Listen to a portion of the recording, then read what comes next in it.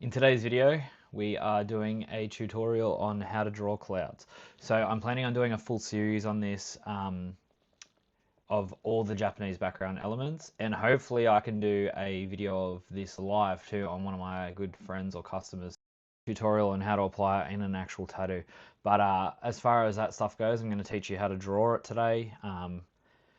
And yeah, hopefully you learn something new. Hopefully you can apply it if you're just really into the art and you're trying to draw this stuff yourself. You might not even be a tattooist. You might just love Japanese art, history, and culture. So whatever your reason for being here, I'm sure you guys are all going to like this. We're going to start off with clouds today. This is going to be part one. Depending on how long this video goes, I might even have to break it up into two parts. But this series will continue. We'll do waves, rocks, wind, everything. And then hopefully I can apply it in a certain way where I can show you composition of how it's going to be done in a tattoo, because obviously the paper is a frame itself and it's flat. Arms, limbs, things like that, backs.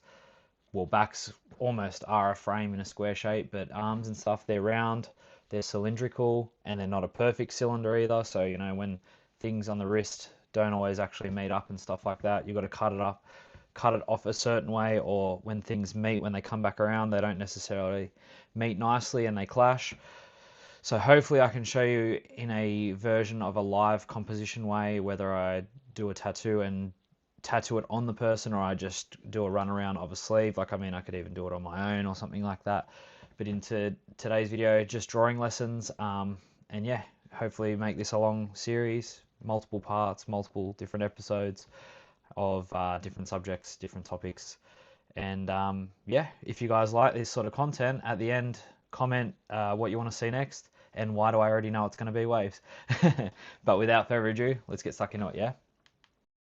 Okay, so usually when I'm drawing on my backgrounds, when I freehand them straight onto the skin, I usually use a lighter color to rough it out, do a bit of a draft, and then I come back through with the darker color and I refine it and finalize it. So I really wanted to use yellow, but I just don't think the camera is going to pick it up. So I'm going to use an orange. And then we typically go with a cooler color because the stencil paper, when we use it, is usually purple. And that's so we can still see the line work laying over the top of it in black, because obviously if the stencil was too dark or it was black itself, we can't really tell where the outlines, where we have already tattooed. So generally we try to replicate it with like a purple or a blue. So I'm just going to use a darker blue here. Now, I'm sorry about the shadow of the camera coming through here. It's because the light is on my right side. I would normally have a light on my right side because when I tattoo, it doesn't cast the shadow from my hand onto myself because I'm left-handed. So I can't see what I'm doing when the light casts the shadow this way. I can't see what I'm tattooing. For you guys, it's going to be the opposite because the camera's in the way today. But I'd rather do it on my right side so you can see what I'm drawing, as opposed to my hand just blocking this whole video. Cool. Just going to disclose that at the start.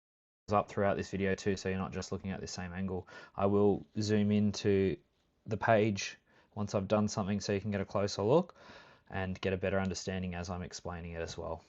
About the not using yellow and only using orange, I'm going to go ahead and use yellow first, but this is just to explain this first part so I don't confuse myself also. So with the clouds, I want you to kind of imagine drawing a full circle first, right? A full circle. This is kind of the easiest way to think of it. I won't come in and draw it specifically like this anymore because I already know what I'm doing, but this is kind of the easiest way I can think of describing it. So a cloud is typically a full circle shape, but realistically, you're only going to use 3/4 of that shape. So something kind of like that, right? So just imagine that bottom bit is open like this. So now if we take this concept that I just explained earlier with the circle and we were to draw another circle. So now this break at the bottom would essentially be the part that's running through the cloud, right? So if we were to go and draw another full circle, this would not be here though, if that makes sense. So another full circle. So essentially you're drawing full circles, and this is how the clouds start to form. Now, if you were to finalize this as a row of clouds, this is the part that you would draw. So you'd leave these areas open, and these areas would be to fill with grey. Cool. And show you what I've done close up there, just so you can get a better understanding of it. You know what you're doing. You just come in and just start blasting these away. Like, that's what I usually do. But I'm just going to show you how to start forming certain patterns and shapes with the rows of clouds so that it's not all boring and flat. Okay, so we'll go in there and do that now. That circle drawing system that I just showed you, if we were to kind of, come in and draw circles like this. Now, I've already started to make a nicer shape here, but I think the most common mistake that people make is when they're drawing clouds, they just kind of go like this, right? And it's just very flat. And you can imagine that on someone's arm or something. It's just going to look like a straight line of circles. It's almost like a bracelet or something. It's really boring. It looks ugly. Don't do it. So when you start to form different shapes like this, I'm kind of coming up and then kind of back in and then back up. If you can kind of see that like S sort of shape. And you can really, really get nicer shapes the more you stagger it. But there's a couple of rules for this because you will eventually come in on itself, if that makes sense. I'll try and explain it if I do it by accident, mistakenly. And then if you do them too flat, they start to look really ugly like this and really boring.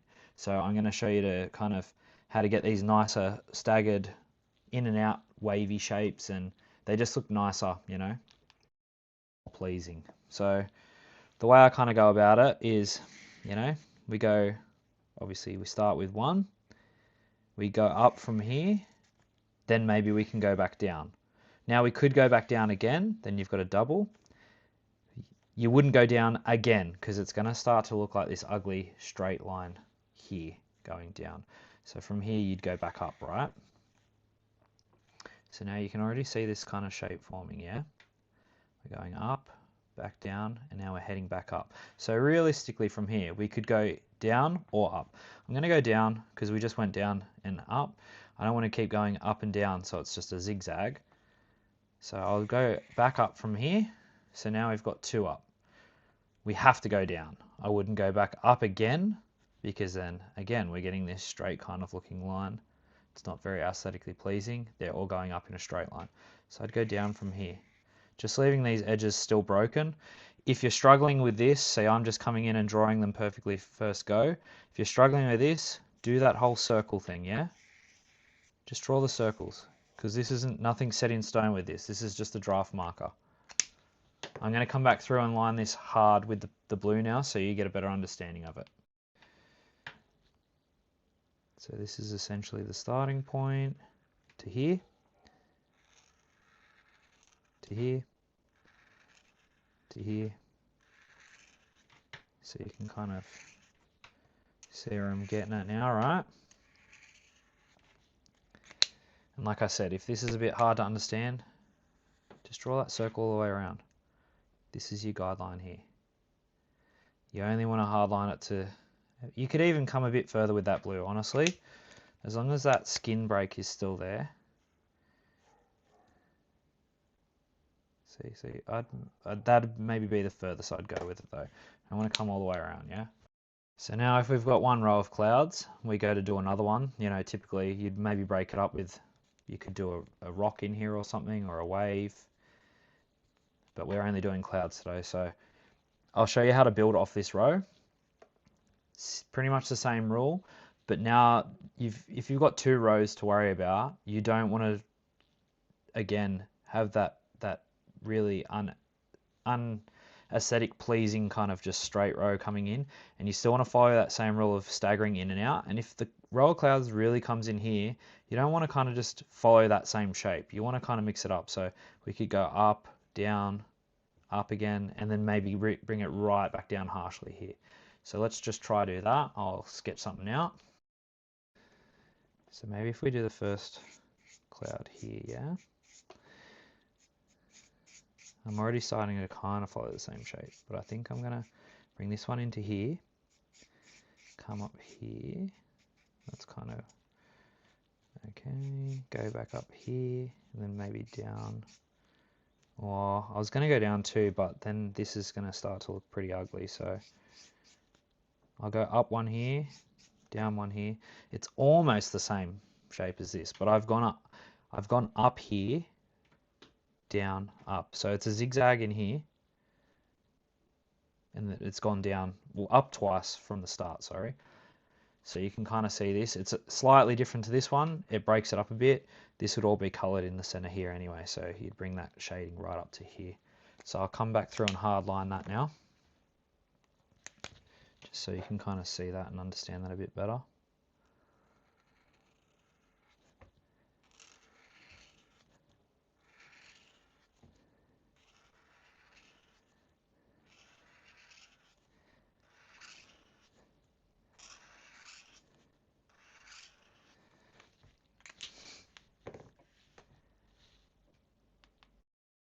So there you go. There's 2 rows of clouds right there. We can continue to build off this. Obviously, you don't want to do a full sleeve of clouds. You'd implement other, rocks, waves, wind, swells, stuff like that. But this is slowly building the concept of backgrounds, starting with one subject at a time. So this is probably the easiest way I can explain clouds, and we'll just build off this now.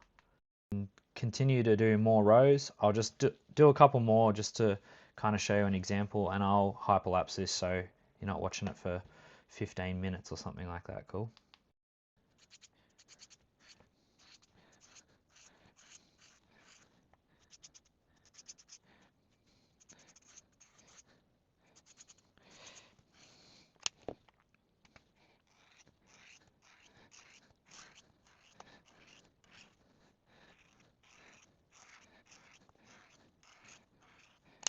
Sneaky little plug too, if you guys have made it this far through the video, don't forget to check out Kaizen Fight Co.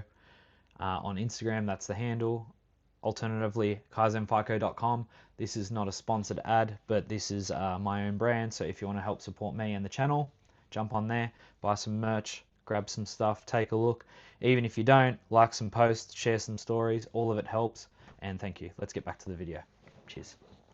So I don't know if you noticed there, but in that hyperlapse, I think it was the second row that I drew, I ran into a little bit of a schmozzle.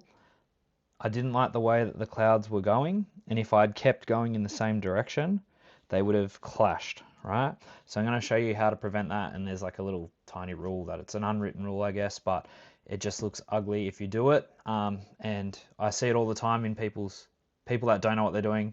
They do this in their tattoos and their Japanese sleeves, and it just doesn't look nice. So I'm going to explain. I almost drew it in for the sake of the video, but I was like, no, let's knock this on the head now.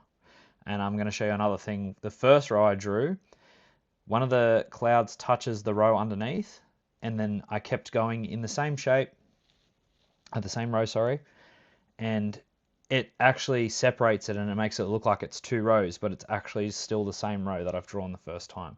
So it's kind of interesting, but this is how things start to change, right? So I'm going to go through it. Okay, so this is the row that I was talking about here, where I drew it in, but see how it touches here? It joins to this row of clouds underneath, and then I continued it on. So it's the same draft that I drew. This is all one row that I drew, but in this section where they touch, it separates it and makes it look like it's an extra layer. And you'd essentially shade darker in here, and it will just push everything back an extra depth, like it starts to give it depth. So we've already added, we've only added 4 rows of clouds, but it almost looks like 5 or 6 rows, right? And you can shade these all different shades, and it will really start to, you can almost see those steps, right? Like it's staggered each time it goes back.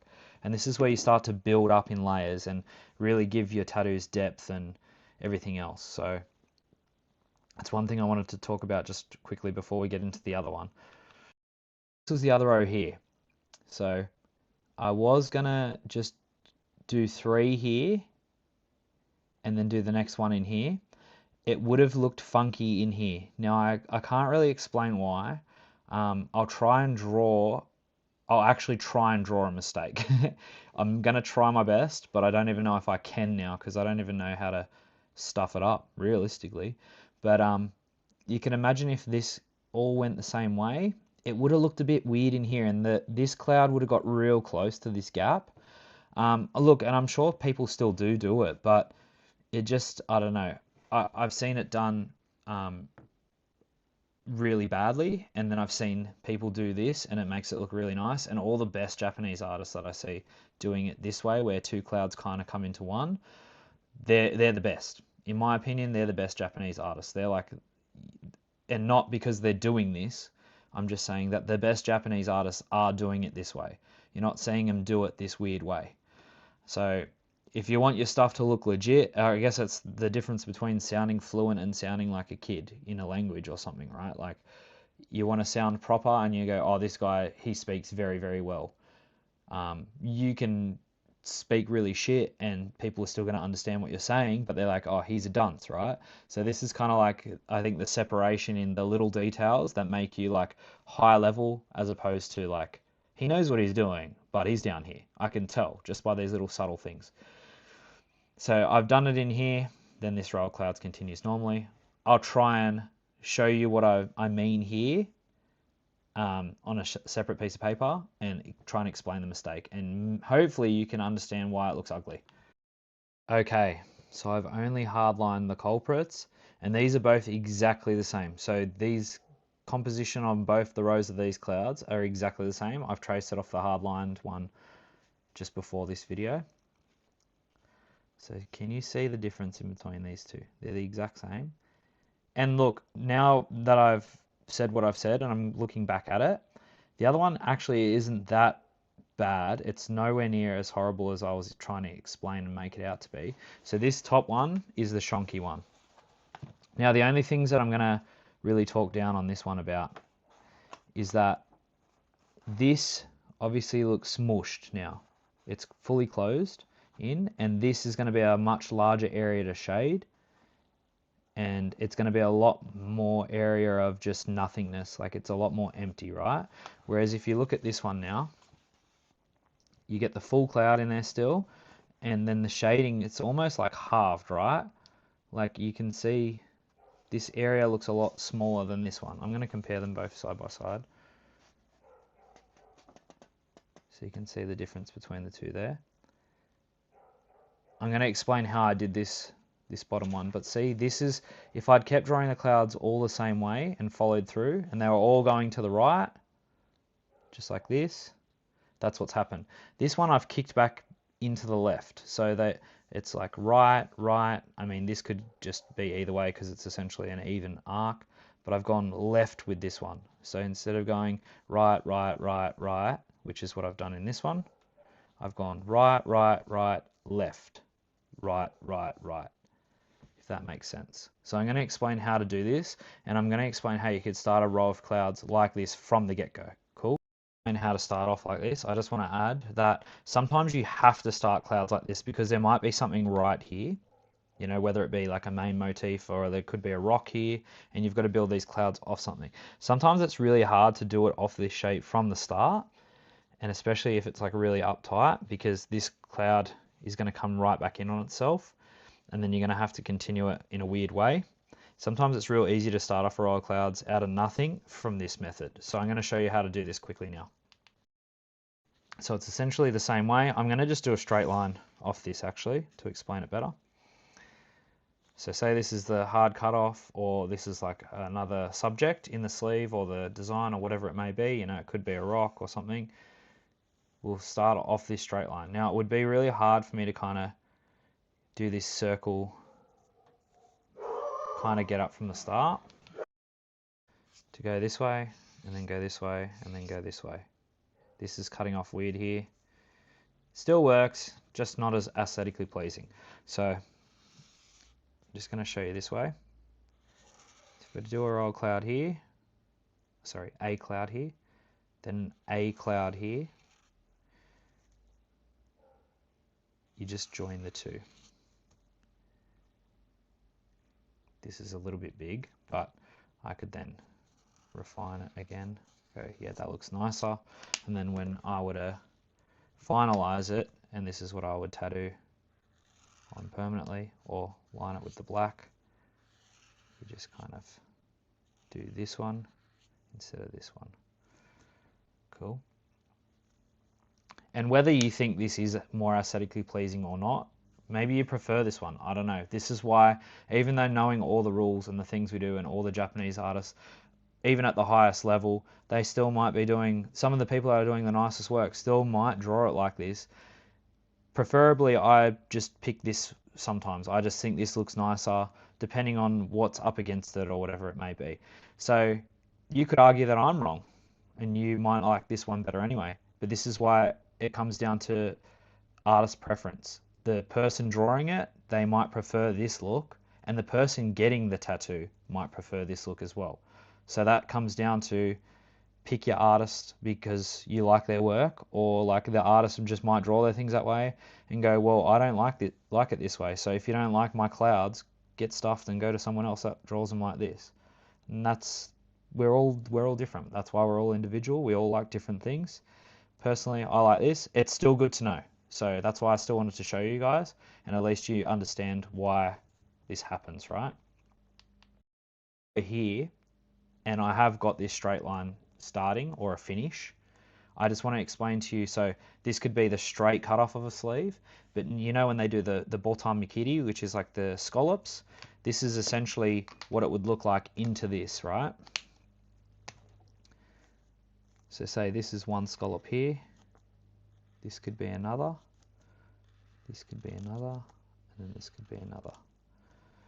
What I try to aim to do is make the scallops line up with the clouds so that you don't get this kind of random mess. But essentially you would, color in this section like so. And then this one would be a skin break here. So this would all be colored.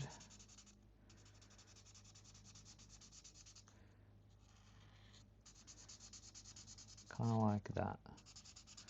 But as we do more of these background tutorials and we build on more of the background subjects, this will become easier to understand and this will look cleaner because, yeah, like I said, I usually try to line up the scallops with the cloud so that the scallop goes directly into this skin break, if that makes sense.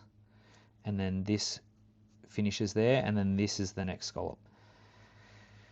Yeah, but like I said, as we get into future videos and cover more background subjects and topics, this will become easier to understand. And this is why you build your own kind of mikiri, like your own style of background. We all have our own styles, but this is just another rule. You don't even need to do this. You just do the straight cut straight from the start.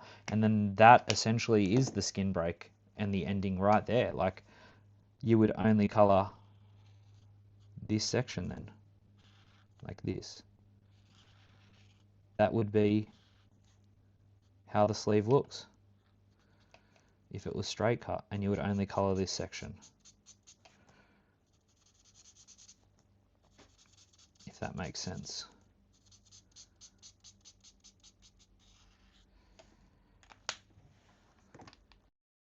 Now, having talked about these layers that we've made and talking about the different types of shades that we would use as they get deeper, I'm going to have to explain that in another video. That's like a whole nother subject. That's a whole nother topic. And, I've lightly touched on it here. This is obviously all the same color, and I've just sketched that in so you get a rough idea. But this would all be technically the same shade of gray in here. You could maybe do a real dark gray here and then get it lighter as it gets towards the edge if you really wanted to. That's just that extra bit of detail. But in this, when there's multiple layers of multiple different things, because it wouldn't just be clouds in here, it'd be wind, water, rocks, whatever. I would use like a dark shade here, and then obviously it would get lighter as it gets towards the edge of the clouds. This row, I would probably use like my darkest shade in these two, maybe this third cloud here, lightest on the edge of all these, and then this one you could almost get away with using black, because then this one is technically behind this row. This one, you do all of it black. This is just a whole nother thing to cover. So I'll explain that in another video, and again, as things get further along with the background series. Also, guys, it took me forever to get to this kind of level, right? So I know go, what the hell? How's he just throwing that out when I do it looks like ass? But I sat here for hours and hours and hours on end doing exactly this, just drawing shitty little half circles over and over and over again. They all looked like ass till I got to a point where it's just stored in the back of my head and I made it look easy now. It's just so simple to me now. I can't even remember when I struggled, but I remember when I was first learning, I just drew shapes over and over and over again for hours and hours on end until I started to remotely get close to what I liked. And even then, when I thought it was what I liked, it wasn't anyway. So just have a play with this. Keep drawing this as much as you can. Whenever you get a spare chance, whenever you're sitting at your desk, you've got a spare minute, just scribble stuff down. When you're on the phone talking to someone, just do it over and over and over again repetitively, different shapes, different sizes, all that sort of stuff until you find your own kind of way that you like things. And it's going to be the same with rocks, the same with waves, the same with everything. So just keep scribbling them, and we're going to cover all that stuff in another video, but until then, just do this with the clouds, cool? Don't beat yourself up. So I think we'll leave it at that for today. I hope you guys learned something today. I hope this really interested you. If you have any questions to ask, I'm sure there's a million and you're not going to understand any of this. But if you have any questions, comment down below. I'll try to answer all of them, reply to all of them. Like I said at the start of the video, comment what you would like to see next. It's going to be waves. Anyway, but yeah, I'll like to touch eventually on the shading like I mentioned at the end of this video. If there's any other little details that you just didn't really understand, like I said, comment below. And hopefully you enjoyed it. Like, subscribe, comment, share, all that cool jazz. Love you guys. Peace out. See you in the next one. Till next time, take care. See you guys there.